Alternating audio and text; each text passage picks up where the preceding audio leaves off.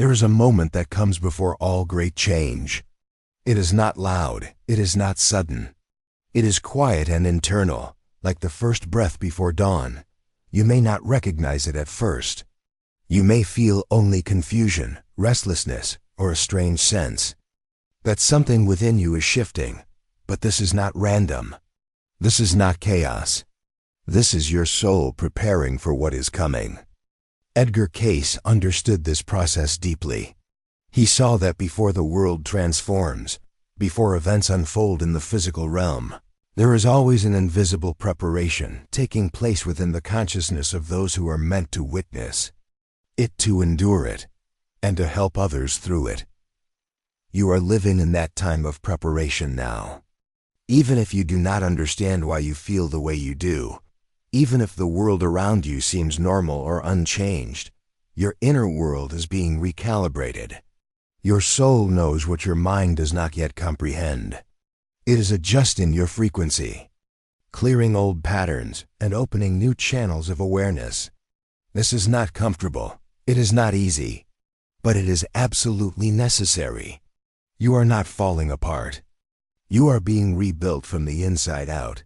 Cayce taught that the soul does not wait for external circumstances to force change. The soul begins its work long before the physical world reflects what is coming. It starts in the silence of your thoughts, in the questions you cannot stop asking, in the grief that will not leave, in the exhaustion that no amount of rest can cure. These are not signs of weakness. They are signs of transformation. Your soul is dismantling what no longer serves the version of you that must emerge. It is making space for new understanding, new compassion, and new strength. Think of it this way. Before a seed becomes a plant, it must break open in the darkness of the soil. It does not look like growth. It looks like destruction. But without that breaking, there is no bloom. You are that seed right now. The pressure you feel, the uncertainty, the emotional upheaval, all of it is part of the breaking open. Your soul is not confused. It knows exactly what it is doing. It is preparing you for a world that will demand more clarity, more courage, and more faith than you have ever needed before. Cayce was clear about this. He said that great shifts in human history are always preceded by great shifts in human consciousness. The outer world is simply a reflection of the inner one. When enough souls begin to awaken, to question, to see beyond the surface of things, the world itself begins to change. And you are part of that awakening. Whether you realize it or not, you have been chosen to go through this preparation. Not because you are special in the way the ego defines it, but because your soul agreed to this before you were born. You volunteered for this time. You knew it would be hard. But you also knew it would be worth it. So if you feel lost right now, if you feel like nothing makes sense anymore, if you feel disconnected from the life you once knew, do not be afraid. This is not the end. This is the beginning. Your soul is shedding the old skin so that the new one can emerge. It is releasing attachments, clearing fears, and dissolving illusions. It is preparing you to see clearly, to feel deeply, and to stand firm when the world around you begins to shift in ways that others may not understand. You are being trained in the invisible realms. You are being equipped with spiritual tools that will become essential in the days ahead. And here is what most people do not realize. The preparation is not just about surviving what is coming. It is about embodying a new way of being. Cayce spoke often about the importance of becoming living examples of higher consciousness. He knew that the world does not change because of arguments or force. It changes because of presence. When enough people begin to carry peace within themselves, peace begins to appear in the world. When enough people begin to operate from love instead of fear, love becomes the dominant force. You are being prepared to be one of those people. Not through perfection, but through transformation. Not through preaching, but through living what you have learned in the crucible of your own soul's journey. This is why your grief matters. This is why your exhaustion matters. This is why your confusion matters. They are not obstacles. They are the fire that is refining you. Cayce understood that the soul grows most rapidly through difficulty, not through ease. Comfort keeps you where you are. Struggle moves you forward. And right now, your soul is moving you forward faster than your mind can keep up with. That is why everything feels so intense. You are evolving at a pace that your human self is not accustomed to. But your soul is perfectly on time. Before the world changes in visible ways, the invisible work must be completed first. This is a spiritual law that Edgar Cayce returned to again and again in his readings. He understood that nothing in the physical realm happens by accident. Everything that manifests outwardly has already been set in motion inwardly. Wars, natural disasters, economic shifts, cultural awakenings, all of these begin first in the collective consciousness of humanity. And that consciousness is made up of individuals. It is made up of you. What you are feeling, thinking, and processing right now is not separate from what is happening in the world. You are part of the whole. And the shifts happening within you are contributing to the shifts that will soon become visible to everyone. Cayce taught that each soul is a thread in a larger tapestry. You cannot see the full picture when you are woven into it. But your thread matters. The work you are doing on yourself, the healing you are undergoing, the awakening you are experiencing, is all part of a much larger design. You are not alone in this. Thousands, perhaps millions, of other souls are going through the same process right now. They may not speak about it. They may not even understand it. But they feel it. They know something is different. They sense that the world is on the edge of something they cannot yet name. This collective preparation is necessary because the changes that are coming will require a new level of consciousness to navigate. The old ways of thinking, the old patterns of fear and control, will not work in the world that is emerging. Those who cling to the old paradigm will struggle. Those who resist the inner work will find themselves overwhelmed by the outer chaos. But those who have allowed their souls to prepare them, those who have walked through the darkness and emerged with new eyes, will find themselves equipped to not only survive, but to guide others. This is your role. This is why you are being prepared now, before the changes become undeniable. Edgar Cayce spoke often about the importance of inner alignment. He said that when your thoughts, emotions, and actions are in harmony with your soul's purpose, you become a channel for divine energy. You become a force for healing, for clarity, for transformation. But this alignment does not happen overnight. It requires stripping away everything that is not aligned. It requires facing your fears, your wounds, your illusions. It requires letting go of identities that no longer serve you, relationships that keep you small, and beliefs that limit your potential. This is the work your soul is doing right now. It is not easy, but it is sacred. And here is something important to understand. The confusion you feel is not a sign that you are doing something wrong. It is a sign that you are in transition. When you move from one level of consciousness to another, there's always a period of disorientation.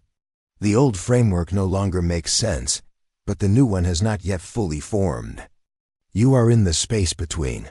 Cayce called this the void. It is the place where transformation happens. It is uncomfortable because there is nothing solid to hold on to.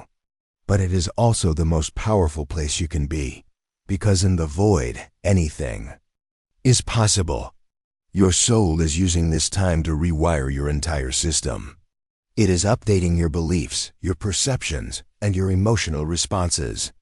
It is preparing you to see the world through a completely different lens. Many people resist this process. They try to force clarity before it is ready to come. They try to go back to the way things were, to recreate the comfort they once had. But this is impossible. Once the soul begins its work, there is no going back. The only way forward is through. And the faster you accept this, the easier the process becomes. Not because the discomfort disappears, but because you stop fighting. You begin to trust that your soul knows what it is doing. You begin to surrender to the process instead of resisting it. And in that surrender, something miraculous happens.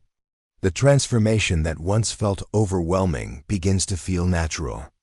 The confusion begins to give way to clarity. The exhaustion begins to give way to a deeper, quieter kind of strength. Cayce emphasized that this preparation is not just mental or emotional, it is physical as well. Your body is being recalibrated to hold higher frequencies of energy. This is why so many people are experiencing unexplained fatigue, illness, or physical discomfort during this time. Your body is adjusting to the new energetic patterns your soul is bringing in.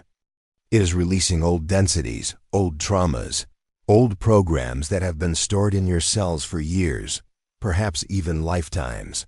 This is a deep, cellular level transformation. And it takes time. You cannot rush it. You cannot force it. You can only allow it to unfold in its own perfect timing. So be gentle with yourself. Rest when you need to rest. Cry when you need to cry. Withdraw from the world when you need solitude. Your soul is doing profound work, and your human self needs space to integrate it. Do not judge yourself for not being as productive, as social, or as energetic as you once were. You are not the same person you were a year ago, or even a month ago. You are becoming someone new. And that process requires all of your energy and attention. Edgar Cayce understood that before the world fully changes, there is an emotional and moral recalibration that must take place within each soul. This is not about following rules or becoming perfect. It is about aligning your inner compass with truth. It is about learning to feel what is real and what is illusion. In a world that has been built on deception, on distraction, on fear-based narratives, this recalibration is essential. You cannot navigate a new world with an old moral framework. You cannot see clearly if your emotions are still clouded by conditioning and trauma. Your soul is clearing the fog so that you can see what is true. This process often begins with disillusionment. You start to see through the masks people wear. You start to recognize lies you once accepted as truth. You start to feel uncomfortable in environments that once felt normal. Conversations that used to engage you now feel hollow. Relationships that once gave you comfort now feel draining. This is not because you are becoming negative or judgmental.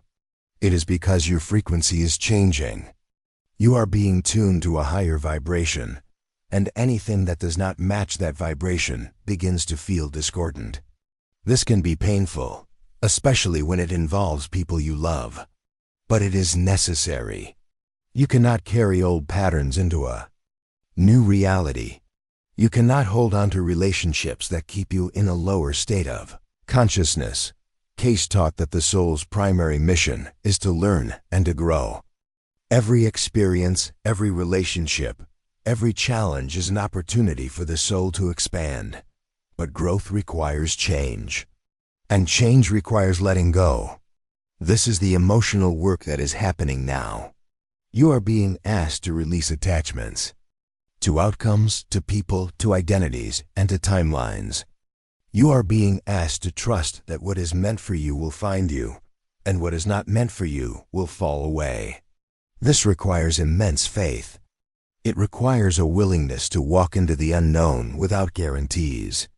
But this is exactly what your soul is preparing you for. The moral recalibration is even deeper. It is about learning to discern what is aligned with your soul's truth and what is not. In the coming changes, there will be many voices telling you what to think, what to believe, what to fear. There will be pressure to conform, to comply, to stay silent. But your soul is teaching you now to trust your inner, knowing above all else. Cayce was adamant about this. He said that the answers you seek are not outside of you. They are within you. Your soul has access to infinite wisdom. It knows what is true. It knows what is right for you. But you must learn to hear it. You must learn to distinguish between the voice of fear and the voice of truth.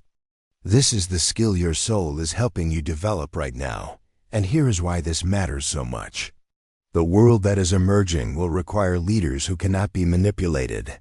It will require people who can stand in their truth even when everyone around them is lost in confusion. It will require souls who have done the inner work, who have faced their shadows, who have cleared their emotional baggage, and who have aligned themselves with higher principles. You are being prepared to be one of those people. Not because you are superior, but because you have been willing to do the work that others have avoided. You have been willing to feel the pain, to sit in the discomfort, to question everything you thought you knew. And that willingness is what qualifies you to guide others when the time comes. Cayce also spoke about the importance of compassion during this process. As you awaken, as you see more clearly, it is easy to become frustrated with those who are still asleep. It is easy to judge those who refuse to see, who cling to old beliefs, who resist change. But your soul is teaching you that everyone is on their own timeline. Everyone is doing the best they can with the awareness they have. Your job is not to force anyone to wake up. Your job is to embody the truth you have learned, to live it so fully that it becomes contagious. People do not change because of what you say. They change because of what you become.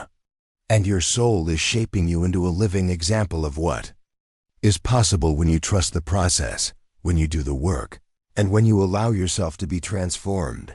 This emotional and moral recalibration is also about learning to hold space for paradox.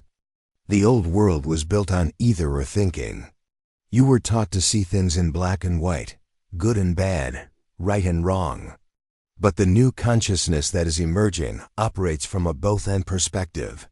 It understands that light and dark coexist, that suffering and growth are intertwined, that endings and beginnings are one continuous cycle. Your soul is expanding your capacity to hold complexity, to sit with uncertainty, to embrace mystery. This is a higher level of maturity. It is a sign that you are moving beyond simplistic thinking into a more nuanced, more compassionate, more spiritually mature way of being. So if you find yourself feeling more emotional than usual, if you find yourself crying for reasons you cannot explain, if you find yourself overwhelmed by the suffering in the world or in your own life, know that this is part of the recalibration. Your heart is opening. Your empathy is deepening. Your soul is making you more sensitive so that you can feel what others feel, so that you can hold space for pain without being destroyed by it. This is a gift, even though it does not always feel like one. You are being prepared to be a healer, a guide, a source of comfort in a world that will desperately need it. One of the most challenging aspects of this preparation is understanding why confusion increases before clarity arrives. Edgar Cayce explained this phenomenon many times in his readings. He said that confusion is not the opposite of clarity. It is the gateway to it.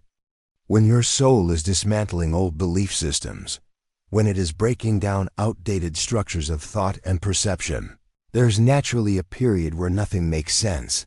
This is not a setback. It is progress. You cannot build something new on a faulty foundation. The old foundation must be cleared first. And that clearing process is what creates the feeling of confusion. Think about it this way. Imagine you have been living in a house your entire life. You know every room, every corner, every window. It feels safe and familiar. But one day, you realize the house is not strong enough to withstand the storms that are coming. So you decide to renovate. You have to tear down walls, rip up floors, expose the framework. For a while, the house is unlivable. It looks like chaos. It feels unstable, but this is necessary. You cannot reinforce the structure without first seeing what is underneath. You cannot rebuild without first deconstructing. Your consciousness is that house. And right now, your soul is doing the renovation. Cayce taught that this phase of confusion serves a very specific purpose. It forces you to let go of certainty. It forces you to stop relying on external validation and start trusting. your inner guidance. When everything around you is unclear, when you cannot depend on the old maps and the old answers, you are forced to go inward. You are forced to listen to the still small voice within that has always been there, but has been drowned out by noise, by distraction, by the demands of the world. This is where your real power lives. Not in knowing all the answers, but in trusting that the answers will come when you need them. This is the faith your soul is teaching you to cultivate. The confusion also serves to separate you from those who are not on the same path. When you begin to see the world differently, when you begin to ask questions that others find uncomfortable, when you begin to prioritize your inner truth over external approval, you will naturally drift away from certain people and environments. This can feel isolating, it can feel lonely, but it is not punishment. It is protection. Your soul is guiding you toward those who resonate with your new frequency, toward spaces where you can be authentic, toward relationships that support your growth rather than hinder it. The confusion is a filter. It is clearing out what no longer belongs so that what does belong can find you. Cayce also emphasized that confusion is a sign that you are between worlds. You are no longer fully in the old paradigm, but you are not yet fully in the new one. You are in the liminal space, the in-between, the threshold. This is a sacred place. In ancient traditions, the threshold was considered a place of power, a place where transformation happens, a place where the ordinary and the extraordinary meet. You are standing on that threshold right now. One foot in the past, one foot in the future, and your heart straddling both. It is uncomfortable. It is disorienting, but it is also where miracles happen. It is where the old you dies and the new you is born. So do not try to rush through the confusion. Do not try to force clarity before it is ready to emerge. Trust that your soul is orchestrating this entire process. Trust that the confusion is not a mistake. It is a necessary stage in your evolution. And the more you resist it, the longer it lasts. The more you accept it, the more you surrender to it, the faster it will resolve itself. Clarity does not come from trying to figure everything out. It comes from allowing yourself to not know, to be comfortable in the mystery, to trust that the path will reveal itself one step at a time. And when the clarity does come, it will not look the way you expected. It will not be a grand revelation or a sudden flash of insight. It will be quiet and subtle. It will feel like remembering something you always knew but had forgotten. It will feel like coming home to yourself. And when that moment arrives, you will understand why the confusion was necessary. You will see that every moment of doubt, every moment of uncertainty, every moment of feeling lost was actually guiding you closer to your truth. Nothing was wasted. Nothing was random. Every step was leading you here. Edgar Cayce wanted people to understand that the soul does not make mistakes. It does not take wrong turns.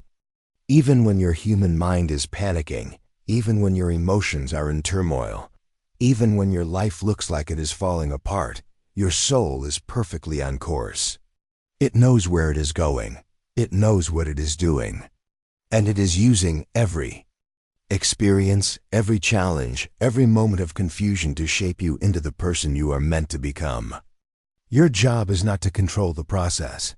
Your job is to trust it, to show up, to do the work, to stay open, to keep moving forward even when you cannot see the destination. This is what inner readiness looks like. It is not about having all the answers. It is not about being fearless or perfect. It is about being willing. It is about being available. It is about saying yes to your soul's journey, even when your mind cannot comprehend where it is taking you. The souls who are ready for the changes that are coming are not the ones who have it all figured out. They are the ones who have learned to trust the process, to surrender control, to walk by faith rather than by sight. And if you are reading these words, if these ideas resonate with something deep inside you, then you are one of those souls. You are being prepared. You are being equipped. And when the time comes, you will know exactly what to do. So what does inner readiness truly look like as you stand on the edge of a world that is about to transform? Edgar Cayce was very clear about this. He said that readiness is not a destination. It is a state of being. It is not something you achieve once and then hold on to forever. It is something you practice, something you embody, something you return to again and again. And the souls who are ready are not the ones who never doubt or never struggle. They are the ones who have learned to move through doubt and struggle without being destroyed by it. They have learned to feel fear without letting fear make their decisions. They have learned to face darkness without becoming dark themselves. Inner readiness means you have developed a relationship with your own soul. You have learned to hear its voice. You have learned to trust its guidance, even when it contradicts what the world is telling you. You have learned to distinguish between the voice of ego, which is loud and demanding, and the voice of soul, which is quiet and steady. This relationship is your anchor. It is what will keep you grounded when everything around you is shifting. It is what will give you clarity when others are lost in confusion. It is what will allow you to act with integrity when others are acting from fear. Cayce taught that inner readiness also means you have made peace with uncertainty. You have accepted that you do not need to know everything in order to move forward. You have learned to take one step at a time, to trust that the next step will be revealed when you are ready for it. You have let go of the need to control outcomes, to force timelines, to manipulate circumstances. You have learned to flow with life rather than fight against it. This does not mean you are passive. It means you are responsive. It means you are attuned to the guidance of your soul and the wisdom of the universe, and you act from that place rather than from fear or desperation. Another sign of inner readiness is that you have done the work of healing your past. You have faced your wounds. You have felt your grief. You have acknowledged your mistakes. You have forgiven yourself and others. You have released the stories that kept you small, the beliefs that kept you stuck, the identities that no longer serve you. This does not mean you are healed perfectly or completely. Healing is a lifelong journey. But it does mean you are no longer running from your pain. You are no longer hiding from yourself. You have learned to sit with discomfort, to process emotion, to transmute suffering into wisdom. And this makes you unshakable, not because nothing can hurt you, but because you know you can survive anything. Inner readiness also means you have cultivated a deep sense of compassion. You have learned to see beyond the surface of people's words and actions. You have learned to recognize that everyone is fighting battles you cannot see, carrying burdens you cannot understand. You have learned to hold space for others without needing to fix them, to save them, or to change them. You have learned to offer love without attachment, support without expectation, and presence without agenda. This is the kind of compassion the world will need in the times ahead. Not pity, not judgment, not superiority, but genuine, unconditional love for the human experience and all its messiness and complexity. Cayce also spoke about the importance of staying centered in your own energy. He said that as the world changes, there will be chaos, fear, and confusion all around you. There will be people panicking, systems collapsing, narratives crumbling.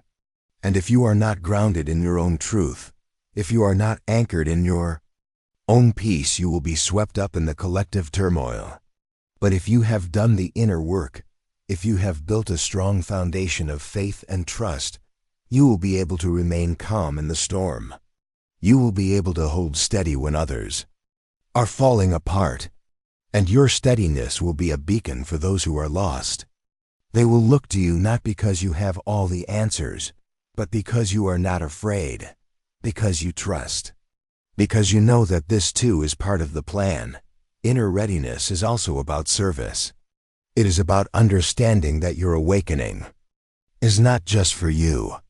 It is for everyone you will touch, everyone you will guide, everyone who will need your light in the darkness. Cayce was insistent that no soul awakens in isolation. Every transformation has a ripple effect. Every person who does the inner work contributes to the collective healing. You are not preparing just so you can survive. You are preparing so you can serve. So you can be a source of strength, clarity, and love for others who are struggling. This is your mission. This is why you are here. And the more deeply you understand this, the more willing you will be to continue the work even when it is hard. Even when it hurts. Even when you want to give up. And finally, inner readiness means you have found your purpose. Not in the sense of a job or a role, but in the sense of knowing why your soul chose to be here at this time. You understand that. You are not here by accident. You are here because you have something to contribute. You have a piece of the puzzle that no one else has. You have a perspective, a gift, a way of being that the world needs. And even if you do not yet know exactly what that looks like in practical terms, you feel it, you know it. And that knowing gives you the courage to keep moving forward, to keep trusting, to keep showing up for your life and for the lives of others. Edgar Cayce believed deeply in the power of the individual soul to change the world. He knew that when enough people commit to their own inner transformation, the outer world must follow. He knew that the preparation happening now, in the quiet of your heart, in the depths of your soul, is the most important work you will ever do. It is not glamorous. It is not celebrated. It is not easy. But it is sacred, and it is essential. You are not just preparing for a future event. You are preparing to become the person who can hold space for that event, who can navigate it with grace, who can guide others through it with wisdom and compassion. So trust what is happening within you. Trust the confusion. Trust the grief. Trust the exhaustion. Trust the restlessness. Trust the questions. Trust the doubts. They are all part of the preparation. Your soul knows what it is doing. And when the world fully changes, when the shifts that are happening now become visible to everyone, you will be ready. Not because you are perfect, but because you are willing. Not because you have all the answers, but because you have learned to trust the process. And that is enough. That is more than enough. That is everything.